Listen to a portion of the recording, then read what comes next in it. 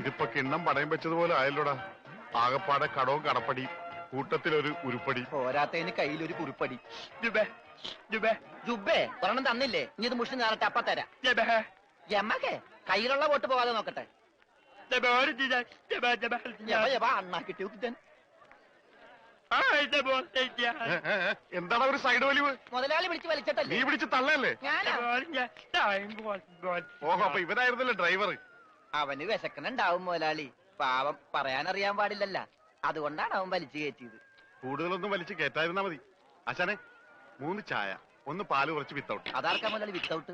അതിവന് ഇവിടത്തെ ചായയുടെ രസം പിടിച്ചാലേ അവൻ ദിവസവും ഇങ്ങോട്ട് തള്ളും. ആ പാലും മഞ്ഞ 2 ചായയിലേക്ക് ഇട്ടേക്കട്ടാ. അവിടെ വെച്ചേക്കട, കൈ താവും. അല്ല മുതലാളി, എന്താ നമ്മുടെ ഭാവി പരിപാടി? എന്ത് ഭാവി? വർത്തമാനം പറയാത്ത ഈ ഭൂതത്തിന്റെ കയ്യിലാണ് നമ്മുടെ ഭാവി. ചായ എടുക്കാശനെ.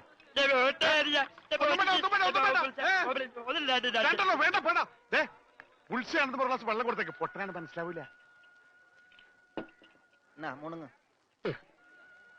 എന്താ ഇതിന് മധുരയില്ലേ?